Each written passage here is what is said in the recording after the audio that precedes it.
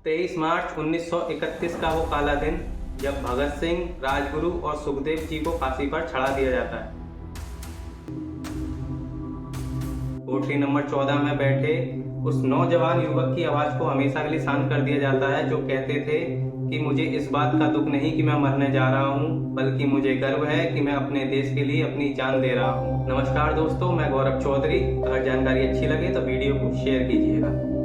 भगत सिंह, जिनको लेकर आज भी कई सारे सवाल उठते हैं कि आखिर महात्मा गांधी जी क्या सच में भगत सिंह जी को बचा सकते थे, या आपसी किसी मतभेद के चलते उन्होंने ऐसा नहीं किया।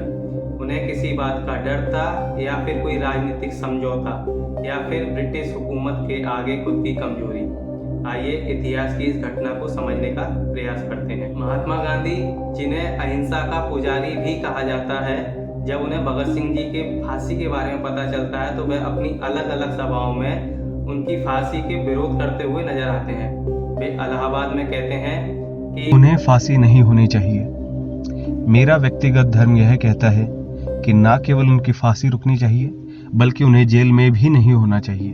7 मार्च 1931 को गांधी जी एक दिल्ली पब्लिक मीटिंग में कहते हैं कि किसी को भी फांसी नहीं होनी चाहिए, और भगत सिंह जैसे नौजवान युवक को तो बिल्कुल भी नहीं। कहानी यहीं खत्म नहीं होती। गांधी जी भगत सिंह जी की फांसी को लेकर लगातार कोशिश करते हैं, और इस कोशिश में वह इरविन से, जो कि उस समय का वायसराय था, उससे बार बार मिलने की कोशिश करते हैं। इस कोशिश में गांधी जी और इरविन के बीच कम से कम 5 बार चर्चाएं होती हैं। ये चर्चाएं 18 फरवरी, 19 मार्च, 21 मार्च, 22 मार्च और 23 मार्च 1931 तक हुई। 18 फरवरी 1931 को गांधी जी इरविन से मिलते हैं और कहते हैं, यदि देश का माहौल आपके फेवर में हो तो आपको भगत सिंह और उनके साथियों की सजा को खत्म कर देना चाहिए। मार्च 1931 में गांधी जी इरविन को एक लेटर लिखते हैं, और उसमें वह कहते हैं कि भगत सिंह और उनके साथी जोश से भरे हुए नौजवान हैं, उनकी विधि हिंसक जरूर है, लेकिन उनका उद्देश्य गलत नहीं। इसीलिए मैं आपसे अनुरोध करता हूं कि भगत सिंह और उनकी साथियों की सजा को खत्म कर देना चाहिए। इस पर इरविन गांधी जी को जवाब देता है। वह कहता है कि यदि हमने भगत सिंह और उनके साथियों की सजा को माफ कर दिया तो इससे हमारा शासन कमजोर पड़ जाएगा और क्रांतिकारियों का मनोबल और बढ़ जाएगा।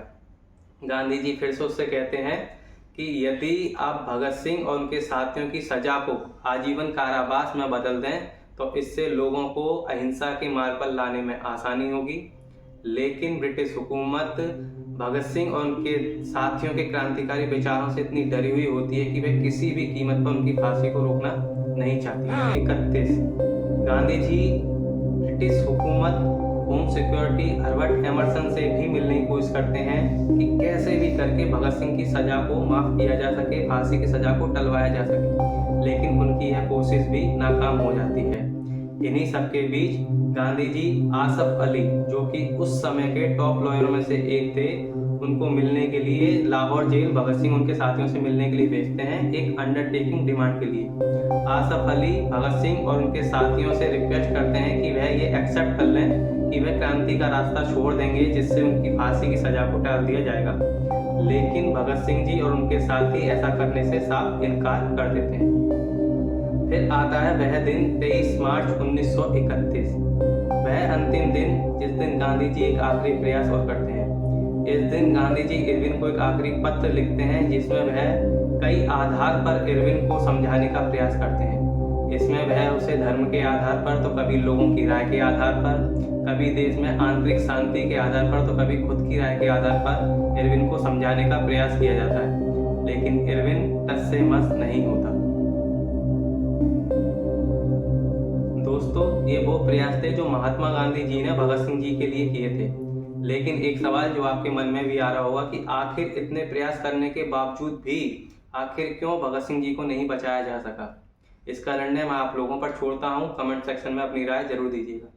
लेकिन अब मैं आपको उन प्रयासों के बारे में बताने जा रहा हूं जिनको पढ़कर या सुनकर ऐसा लगता है कि यदि भगत सिंह जी खुद चाहते तो कब के उस जेल से आजाद हो चुके होते।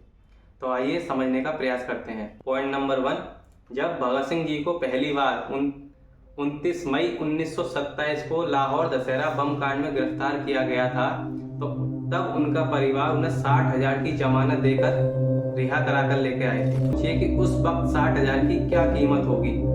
तो इस बार भी यही प्लान बनाया जाता है कि ब्रिटिश पुलिस अधिकारियों को रिश्वत देकर कैसे भी करके भगत सिंह और उनके साथियों को जेल से बाहर निकाला जा सके, लेकिन भगत सिंह जी ऐसा करने से साफ इनकार कर देते हैं।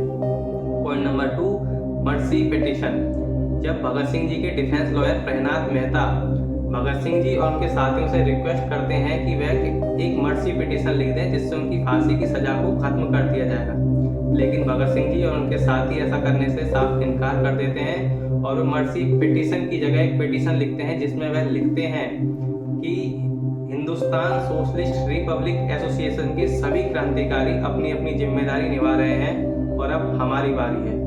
वे आगे इस पिटीशन में लिखते हैं कि वह कोई छोटे मोटे अपराधी नहीं है जिन्हें फांसी पर चढ़ाया जा रहा है, वह एक पॉलिटिकल प्रिजनर हैं जिन्हें डायरेक्ट गोली मार देनी चाहिए।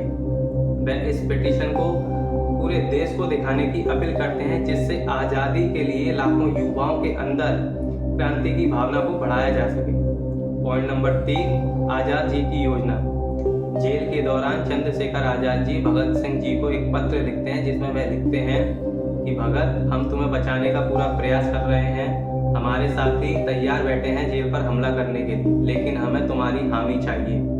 मुझे पता है कि तुम्हारी शहादत से क्रांति की ज्वाला भड़केगी, लेकिन क्या यह जरूरी नहीं कि हम साथ मिलकर इस क्रांति को आगे बढ़ाएं। इस पर भगत सिंह जी चंद्रशेखर आज़ाद जी को लिखते हैं कि दादा, मैं जानता हूँ आप मुझे बचाने की योजना बना रहे होंगे, लेकिन मेरी मौत एक विचार को जन्म देगी जो कभी नहीं मरेगा।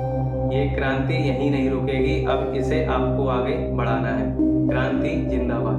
दोस्तों, ये वो प्रयास थे जिन्हें पढ़कर या सुनकर सच में ऐसा लगता है कि अगर भगत सिंह जी खुद चाहते तो कब के वह जेल से आज़ाद हो चुके होते, लेकिन देश के उस बहादुर बेटे ने ये सजा खुद अपने लिए चुनी थी। भगत सिंह जी कहते हैं कि क्रांति बम और पिस्तौल से नहीं आती, क्रांति की तलवार विचारों की धार पर तेज होती है।